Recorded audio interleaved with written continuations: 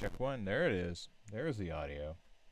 And that's why we do the audio check, just to make sure that we're live and it's coming through. Yep. There it be. Okay. So again, why we always check. It's really interesting on this MacBook. If I plug into the first port, that will not give me joy as far as the audio receiving comes in. But if I go into the back port, perfectly fine, perfectly fine. So I'm not sure if that port is dead, because I can like power through it, but I don't know why I can't use it for audio in. Very bizarre. But the good news is YouTube has fired, which means we can get this underway, which is good. Um, Hopefully, I am hopeful that CouchBot follows along because we are going to go. Greetings, one and all. Chris Courtney here. New Pragmatics. Time for the feedback loop. A very, very, very busy morning. Although with Jane in here, Bryn in here, Abby in here, Eddie in here, Ricardo in here. Some of these I've actually already went through. Bryn, congratulations, you turned in your presentation. It's a video, and frankly, I'm not going to make everybody else watch the video with me. Bryn will share that with you if she wants you to see it. But I thought you did very good on organizing your thoughts there. I did have some feedback. I've left that for you in your journal. And then Jane had some really cool animations that we were working through, but that is proprietary work, so I can't share it here.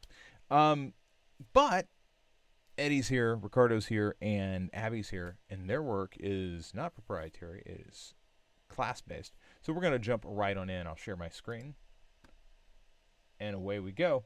Let's just start here with Eddie, because I think it's really great. Eddie went through and basically took his original drawings, original sketches, and just layered in some more detail.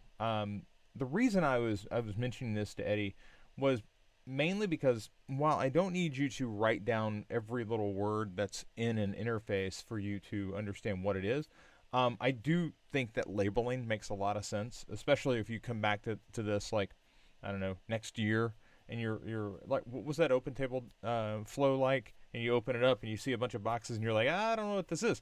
Well, now you've got like, oh, well, this is where the time and date and all that goes, and this is where the sign up is, and this is a restaurant photo, and these are the details, and this is the restaurant name, and these are the filters, and now you have something robust enough to go back to, and you can see what those boxes represent. I think it makes a lot of sense. I think it's really well done. Eddie's done this on all of the flows that he went through and created. So this one was for Amazon, featured photos, main attractions, departments, Amazon.com, searchable, live or item photos, country image, shopping cart. He's got it all. All the information's in here, and now he's got really a lot to work with. And this is in fact shopping payment review. So the 1, 2, 3. If you just saw this like next month at 1, 2, 3, and if you weren't familiar with Amazon, a lot of us are, but some of us aren't. I don't know if you'd know what the 1, 2, 3 means. Now you do. All right. So great job there, Eddie.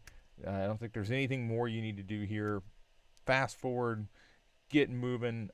You've got a lot of work ahead of you, but I think you're in a much better spot to do that right now. And on this one, I think it's really great. He like went through, and it's like, I think it's steps. Maybe it's steps 1 through 8, because he's just kind of tracking like what you need to do and in what order. So like there are 13 steps to actually setting up your account. Very important to remember. All right. So with that, we're going to take a look at Abby's Fresh Market Affinity Map. And for that, I'm going to have to come over to Figma. And where did Figma go? Wow, where did Figma go? Oh, it's right there. All right, Abby. So it looks like you have you have come down on the side of variety being the highest priority element of the mix for fresh market based on what, folks? You might if you missed yesterday's show, based on all that. All right, people can question a lot of things about our work, but in Abby's case, they cannot question her research. It is thorough. Um, Although Abby and I both know there's a couple of holes there, but when you do enough research, you tend to fill in a lot of those holes. So variety was a big thing that she was hearing over and over and over again. It was a theme. That theme meant that people want different types of food, and they want new ways to work with that food.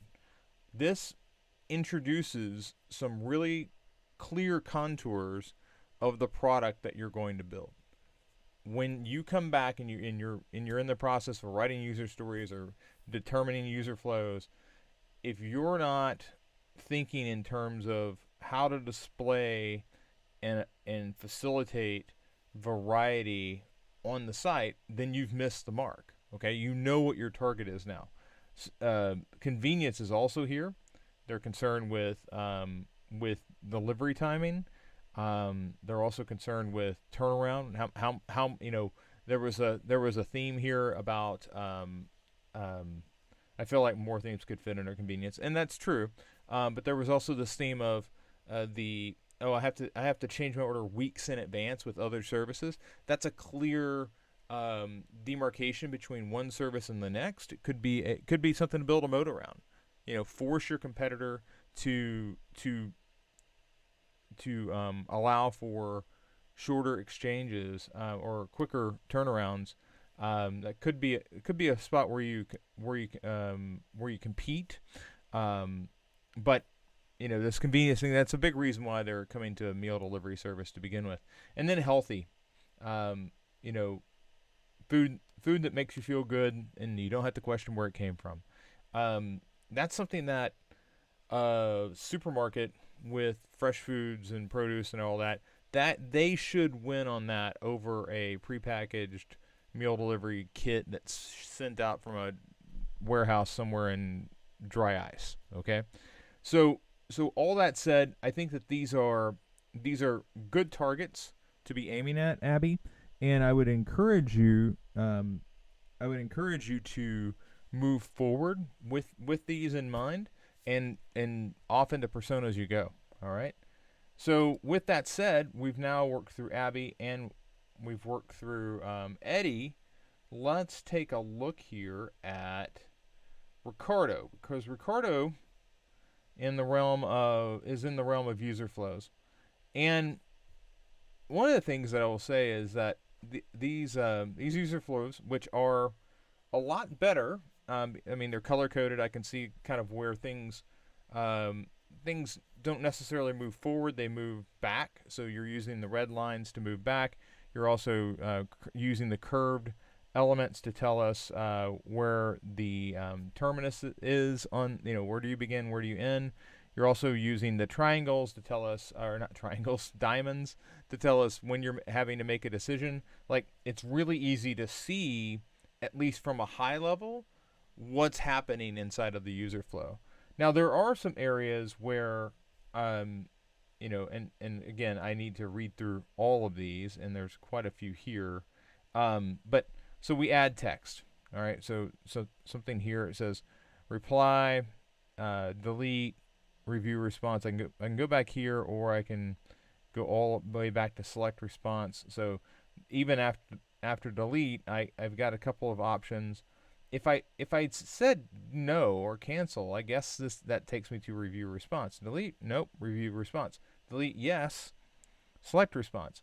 I would like to get there's some iconography here inside of user flows that gives you a check mark or an X. The red doesn't necessarily, like, this isn't a destructive action here. So the red here is telling me that I'm not moving forward necessarily.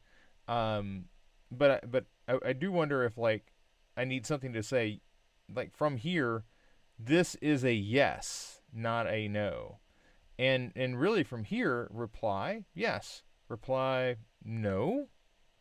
Okay, so this would be actually be a no, and then here it's delete yes, delete or no, delete no, and this is delete yes. So there's still like a level of detail missing that could be fixed with iconography or fixed with color. I mean, you could say this is red, delete yes, that's green, or no, delete no, that's red, delete yes, that's green. Sign in, I don't know if sign in should be red. It's signed in, no. Okay, then in that case, sign in, and then you move over here. Um, so here, reply yes, add text, um, add attachments. So add text is minimum, add attachments, no goes this way, yes goes that way. Type of attachment. Here I add an attachment, and then I go to add more attachments, and I can go. That takes me back. Um, if I say no, then that takes me to confirm. Here, type of attachment. I don't know. This should be like load or add local attachment, and this is cloud drive setup question mark. If yes, or if yes, add cloud attachments. If no, set up cloud drive, then add cloud attachments. Add more attachments. Um, yes, type of attachments. No. So this makes a lot of sense. Like your flow here is very strong. Okay. Little bit of clarity on like is this a positive or negative action, but as far as this goes, like this is student receives response notification.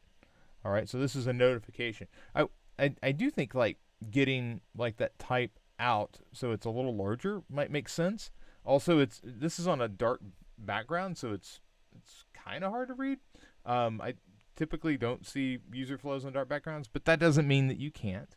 Um, I'm really more focused on okay, do these flows make sense?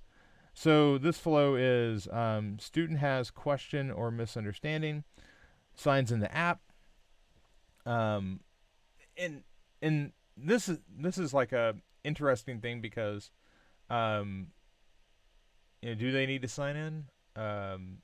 Would the app not have them signed in? I think there's some assumptions that you can make. So selects ask a question.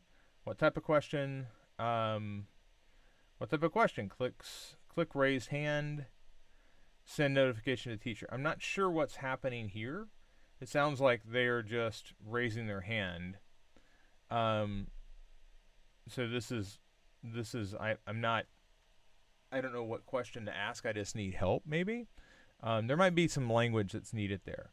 Type out text question. Add attachments. Type of attachments, and then you're going back through that flow. So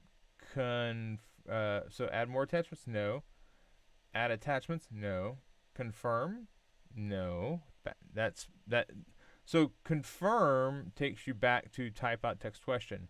Question I have there is the question deleted, or do I have to retype it out? I don't know yet. Send teacher and confirmation notice. So that's pretty strong. A little question here on like what does raise hand mean? I don't know. I think that's where you're going to have to add some color. Here, so teacher receives the question notification. So what I hope you're seeing here, Ricardo, is that it's almost like every action has a reaction from the other side. So if a student does an action, then there's something on the teacher side where they receive an input that requires them to respond to it. I'm seeing a lot of this back and forth, which is good. That's exactly what we're looking for. You can't have a product that people only really push into. It's not going to be a rewarding thing. It needs to be something that's always pushing back and forth. So with that said, I think you're definitely on the right path.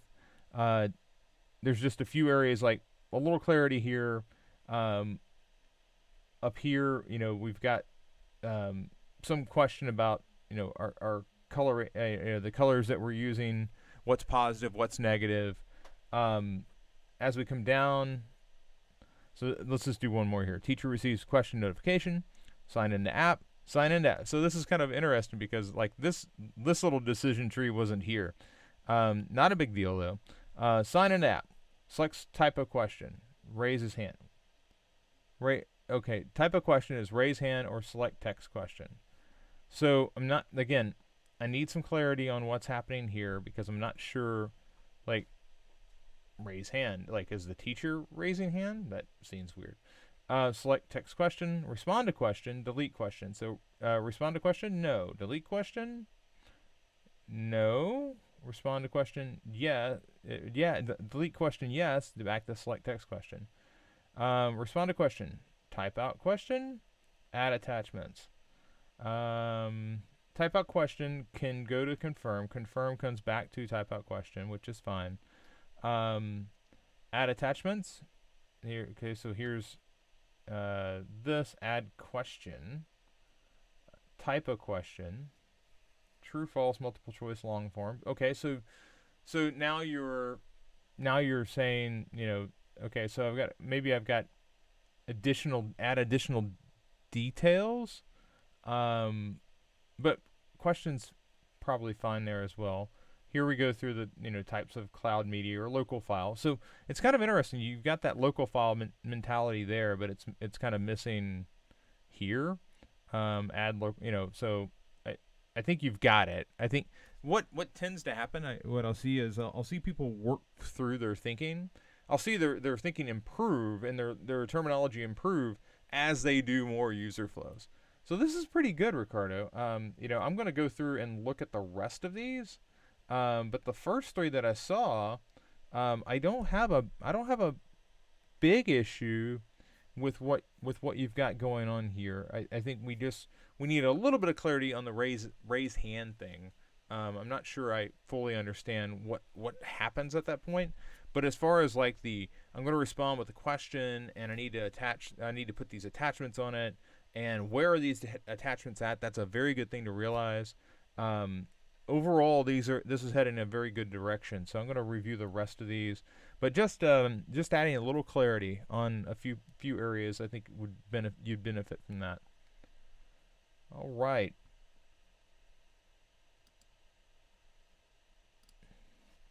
All right, so very good work this morning. Ricardo, impressive user flows overall. A little bit of detail here and there, but by and large, I think you're definitely on the right path. Abby, I think you've really outlined the contours of the product that you are building, and I think that now it's just figuring out, okay, as a user, what do I need to do? And let's define those users, and then let's get into user stories. And then Eddie, you are at the launching pad of your visual design journey. I wish you well. You are about to grow in leaps and bounds. As somebody who does not have a design background, I'm very interested to see how Eddie proceeds, because I think when you don't have a design background, visual design, you know, a lot of us take it for granted, and it's always helpful to see somebody who doesn't have a lot of experience in the space begin to take their first steps. But I'm very excited about Eddie because he's extremely diligent, and he puts a lot of effort into his work. So with that, I'm going to wrap this up. I'm going to see basically all of you later today, and if you're not in the program, consider doing so. Sign up over at newpragmatic.com/mentorship. And if you're getting value out of these videos, please hit subscribe. Otherwise, I'm Chris Courtney. This has been the Feedback Loop, and I will see the rest of you on Monday. Take care.